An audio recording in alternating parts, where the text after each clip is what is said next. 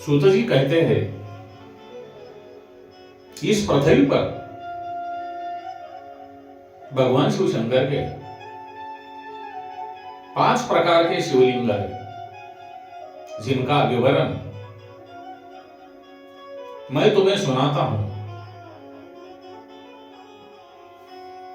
पहला जो स्वयंभू लिंग है, दूसरा बिंदु लिंग, तीसरा प्रतिष्ठित लिंग, और चौथा चरलिंग, और 5वां गुरुलिंग है।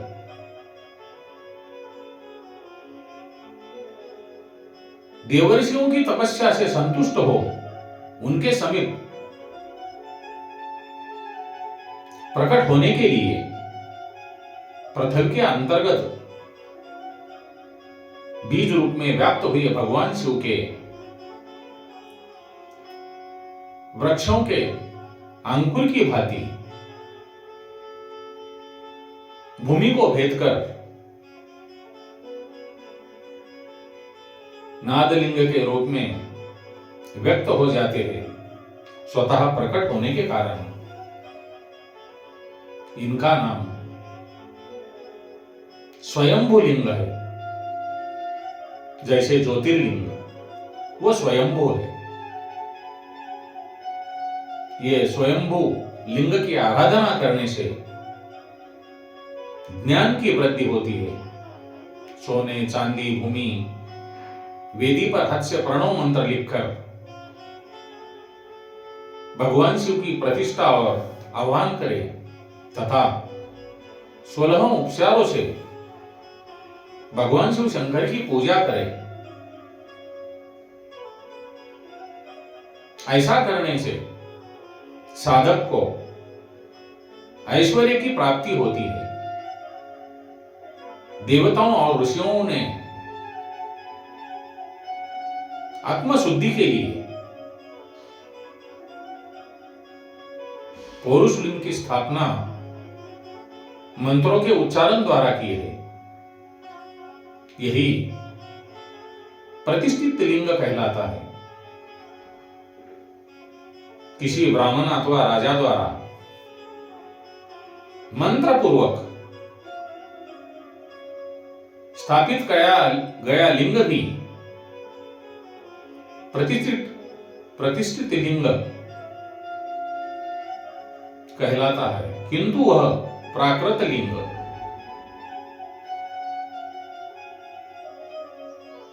कहलाता है।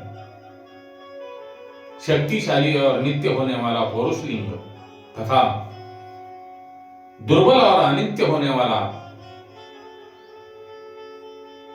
प्राकृत लिंग कहलाते हैं। लिंग, नाभि, जीभ, हृदय और मस्तक में विराजमान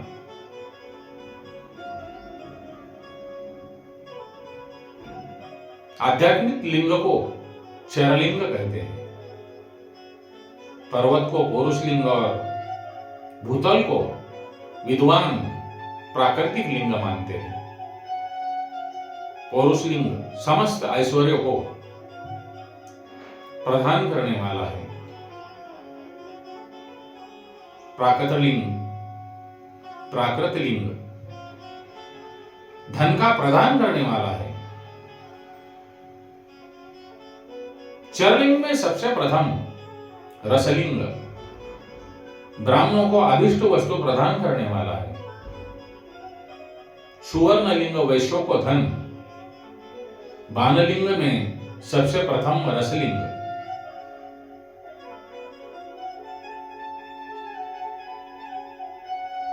और सुवर्ण लिंग में वैश्यों को धन और बानलिंग में क्षत्रियों को राज्य, सुंदर लिंग शूद्रों को महाशुद्धि प्रदान करने वाला है। बचपन, जवानी और बुढ़ापे में स्फटिकमय शिवलिंग का पूजन स्त्रियों को समस्त भोग प्रदान करने वाला है। समस्त पूजा कर्म गुरु के सहयोग से करें। इष्ट देव का अभिषेक करने के पश्चात अघनी के चावल की बनी खीर तथा नैवेद्य भगवान शिव शंकर को शिवलिंग को अर्पण करें। निवृत्त मनुष्य को सूक्ष्म लिंग का पूजन विभूति द्वारा करना चाहिए। विभूति लोकाग्नि जनित, वेदाग्नि जनित और शुभाग्नि जनित 3 प्रकार की होती है। लोकाग्नि जनित अर्थात लौकिक भस्म को शुद्धि के लिए रखे। मिट्टी, लकड़ी और लोहे के पात्रों की धान्य, तिल, वस्त्र आदि की भस्म से शुद्धि होती है। वेदों से जनित भस्म को वैदिक कर्मों के अंत में धारण करना चाहिए। मूर्तिधारी शिव का मंत्र पढ़कर बेल की लकड़ी जलाइए। कपिला गाय का गोबर तथा शमी, पीपल, प्लास, बड़, अमलतास और बेर की लकड़ियों से अग्नि जलाइए। इससे शुद्ध भस्म माना जाता है। भगवान शिव ने अपने गले में विराजमान प्रपंच को जलाकर भस्म रूप से सार तत्व को ग्रहण किया। उनके सारे अंग विभिन्न वस्तुओं के सार रूप है। भगवान शिव ने अपने माथे पे तिलक में ब्रह्मा, विष्णु और रुद्र के सार तत्वों को धारण किया।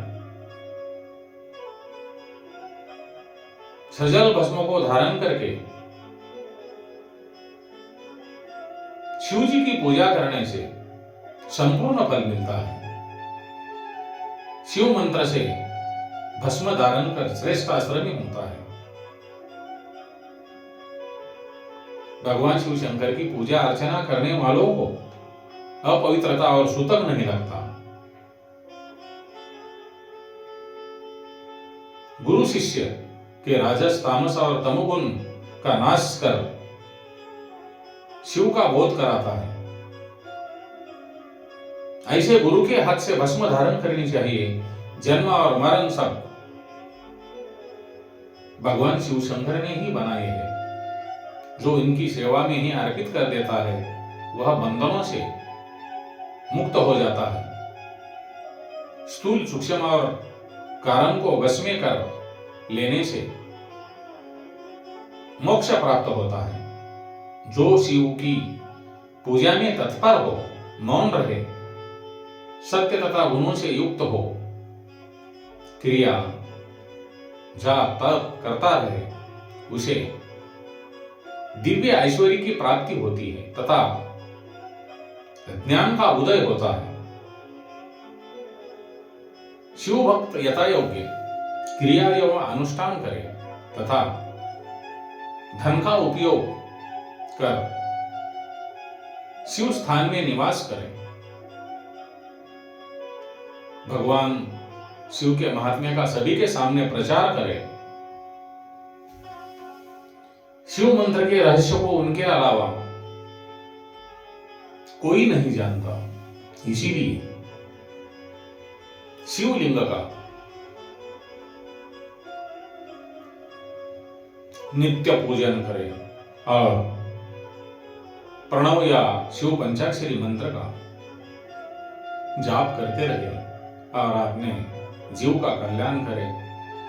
ओम नमः शिवाय। ओम नमः शिवाय। श्री राम, जय राम।